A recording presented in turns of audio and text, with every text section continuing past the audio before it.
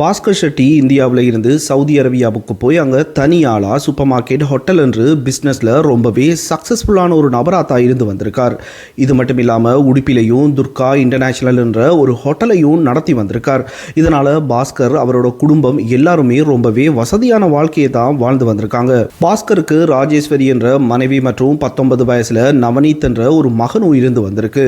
நவநீத்துக்கு அடிக்கடி உடம்பு சுகம் இல்லாமல் போகிறதுனால இதை சரி பண்ண ராஜேஸ்வரி பல ஹாஸ்பிட்டல்களில் காட்டியும் சரி வராததுனால கடைசியாக நவநீத் பிரச்சனையை சரி பண்ண மாந்திரிகத்தை நம்ப ஆரம்பிச்சிருக்காங்க. அப்படி மாந்திரிகத்தை தேடி போனப்போ தான் அவங்களுக்கு அறிமுகமான ஒரு மாந்திரவாதி நிரஞ்சன் பாத். ராஜேஸ்வரியும் அவங்களோட மகன் நவநீத் 2 பேருமே அடிக்கடி நிரஞ்சனோட வீட்டுக்கு போய் நிரஞ்சன் பிரச்சனையை சரி பண்ண சில சடங்குகளை பண்ணி வந்திருக்காங்க. இப்படி ராஜேஸ்வரி நிரஞ்சன் பழக்கம் நாளடைவில் ஒரு தப்பான உறவுக்கு கொண்டு சென்றதா சொல்லப்படுகிறது. சவுதி அரேபியாவில் இருந்த பாஸ்கருக்கு அவங்க சொந்தக்காரங்க மூலமா ராஜேஸ்வரியோட இந்த தவறான உறவு சொல்லப்படுகிறது. ஆனா இதை உறுதிப்படுத்தும் வரைக்கும் பாஸ்கர் இது பற்றி ராஜேஸ்வரி கிட்ட எதுவுமே கேட்டிருக்கவில்லை. ஒரு நாள் ராஜேஸ்வரி, நிரஞ்சன், நவநீத் 3 பேருமே மேற்கு பங்கால்ல இருக்கிற கோவில் ஒண்ணுக்கு சில பரிகாரம் செய்யறதுக்காக போறதா முடிவு பண்றாங்க. அங்க இருந்து 3 பேரும் மும்பாய்க்கு போயிருக்காங்க. அங்க ராஜேஸ்வரி, நிரஞ்சன் 2 பேருமே ஒரே அறை எடுத்து தங்கி இருந்ததும் தெரிய வந்திருக்கு. ஆனா எதற்காக மும்பாய் போனாங்க என்பது மட்டும் தெரிய வரல. இந்த சம்பவம் பாஸ்கருக்கு தெரிய வந்ததுனால மே மாசம் 26ஆம் தேதி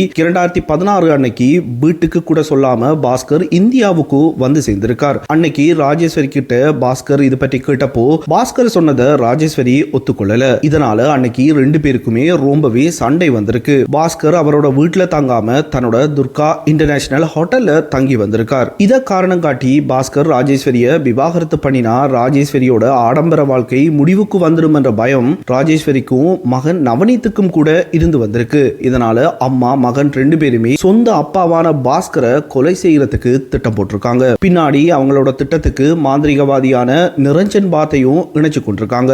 நிரஞ்சன் பாஸ்கரை கொல்ற திட்டத்துக்கு மறுப்பு சொல்லாததுக்கு ஒரு காரணம், பாஸ்கரை கொன்னுட்டா ராஜேஸ்வரியை திருமணம் பண்ணிக்கலாம், அவங்களோட சொத்துக்களை அனுபவிக்கலாம் என்ற ஆசை நிரஞ்சனுக்கும் இருந்து வந்திருக்கு. முதல்ல பாஸ்கருக்கு ஸ்லோ பாய்சன் கொடுக்கலாம், இல்லனா மயக்க மருந்து கொடுத்து பாஸ்கரை கட்டி ஆட்ல வீசி விடலாம் என்று இருந்திருக்காங்க. ஆனா போலீஸ்ல மாட்டிக்கொள்வோம் என்ற பயத்தினால அந்த 2 பிளானையுமே கேன்சல் பண்ணியிருக்காங்க. பாஸ்கர் மே மாசம் 26, 2016 அன்னைக்கு சவுதி அரேபியாவில் இருந்து வந்தப்போ அவரோட வக்கீலை கூப்பிட்டு அவரோட உயிரை மாற்றி எழுதியிருக்கார். இது அப்போ யாருக்குமே தெரிந்திருக்கல. அதாவது அவர் இறந்த பின்னாடி அவரோட சொத்துல எதுவுமே தனது மனைவி மற்றும் மகனுக்கு போய் சேரக்கூடாது என்பதோட தனது சொத்து முழுவதும் தன்னோட தாய்க்கும், தாய் இறந்த பின் தன்னோட சகோதரங்களுக்கும் போய் சேர வேண்டும் என்று அதுல எழுதப்பட்டிருந்திருக்கு. இது ராஜேஸ்வரிக்கும் மகனுக்கும் தெரிய வந்தப்போ ரொம்பவே ஆடி போயிருக்காங்க.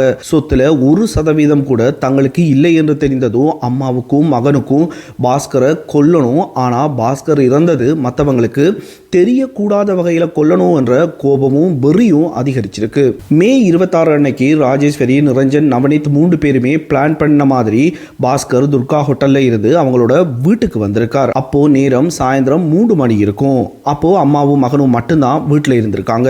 பாஸ்கர் குளிக்கிறதுக்கு பாத்ரூம் போன பின்னாடி நிரஞ்சனும் அந்த வீட்டுக்கு வந்திருக்கான். குளிச்சுட்டு பாஸ்கர் வெளியே வந்ததும் பாஸ்கர் கண்ணுல பெப்பர் ஸ்ப்ரே அடிச்சு பின்னாடி ராஜேஸ்வரி இரும்பு கம்பியால பாஸ்கரோட தலையில அடிச்சிருக்காங்க. இதனால பாஸ்கர் கீழே விழுந்திருக்கார். நவநீத் மற்றும் நிரஞ்சன் பாஸ்கரை மறுபடியும் குளியலறைக்கு கொண்டு போய் அங்க வச்சு அவரோட வாயில பூச்சி மருந்த ஊற்றி கை மற்றும் கால்களை கட்டி குளியல் தொட்டியில அமுக்கி பாஸ்கரை கொண்டிருக்காங்க.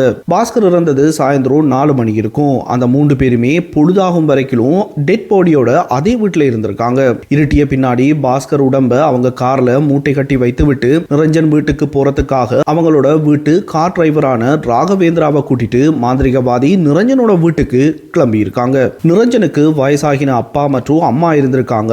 இந்த பிளானை நல்லபடியா முடிக்கிறதுக்காக நிரஞ்சன் அவங்களோட அம்மாவை ஹாஸ்பிட்டல்ல அட்மிட் பண்ணிட்டு அவங்க அப்பாவை அம்மா கூட இருந்து பார்த்துக்கொள்ளும்படியும் சொல்லி இருக்கான். இவங்க பிளான் படி அன்னைக்கு ராத்திரி பாஸ்கரோட உடலை நிரஞ்சன் வீட்டுக்கு கொண்டு வந்து அங்க இருந்த சடங்குகள் செய்யறதுக்காக வைக்கப்பட்டிருந்த அந்த இடத்துல விறகுகளை வைத்து எரித்து அந்த உடலை சாம்பலாக்கி இருக்காங்க. ஆனா இது எதுவும் அவங்க கூட வந்த ராகவேந்திராவுக்கு தெரிஞ்சிருக்கல. அவங்க பாஸ்கர் உடலை இருக்கிறப்போ வந்த துர்நாற்றத்தினால ராகவேந்திரா அதை பற்றி கேட்டப்போ நவநீத்துக்கு சடங்கு செய்யறதுக்காக 7 சேவல்களை தீயில போட்டு எரிக்கிறதா தான் சொல்லி இருக்காங்க. அப்படி அந்த எரிந்த சாம்பலை கர்நாடகாவில் இருக்கிற பாலி ஆற்றுல வீசினப்பதான் ராகவேந்திரா அதுல இருந்த எலும்புகள் மனித எலும்புகள் என்பதை கவனிச்சிருக்கார். இத வெளியில் சொல்லாம இருக்க ராகவேந்திராவுக்கு ராஜேஸ்வரி ஒரு பெருந்தொகை பணத்தை கொடுத்ததும் தெரிய வந்திருக்கு. அவங்க பிளான் படி பாஸ்கரை கொன்னாச்சி கொலை பண்ணினதுக்கும் எந்த ஆதாரங்களும் இருக்கல. சோ போலீஸ்னால இதை கண்டுபிடிக்க முடியாது என்ற நம்பிக்கையில 3 பேரும் அவங்க வேலையை பார்க்க ஆரம்பிச்சிருக்காங்க.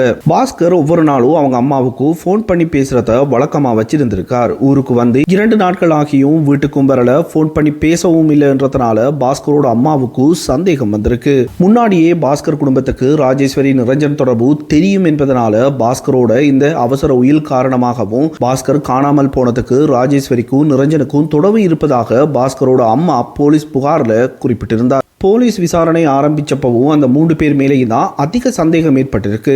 ஆகஸ்ட் மாதம் 7ஆம் தேதி 2016 அன்னைக்கு ராஜேஸ்வரி நவநீத் கைது செய்யப்படுறாங்க. அடுத்த நாள் ஆகஸ்ட் 8 நிரஞ்சனும் கைது செய்யப்படுறான். பின்னாடி ராகவேந்திராவும் கைது செய்யப்படுறாங்க. ஆகஸ்ட் 10 அன்னைக்கு பாலி ஆற்றில இருந்து பாஸ்கரோட எலும்புகளும் கண்டெடுக்கப்படுகிறது. ஜூன் மாதம் 8ஆம் தேதி 2021 அன்னைக்கு பாஸ்கர் செட்டியோட கொலை வழக்கில் மனைவி ராஜேஸ்வரி, மகன் நவநீத், மந்திரவாதி நிரஞ்சன் 3 பேருக்கும் உடுப்பி நீதிமன்றம் ஆயுள் தண்டனை வழங்கி தீர்ப்பளித்திருந்தது. இந்த கேஸை நீங்க முழுசா கேட்டுட்டு வந்திருந்தா 2012 மும்பையில நடைபெற்ற சீனா போரா கேஸோட இந்த கேஸ் நிறையவே ஒத்து போறதை கவனிக்கலாம். இப்படித்தான் பாஸ்கர் செட்டியோட கேஸ் முடிவுக்கு வந்திருக்கு.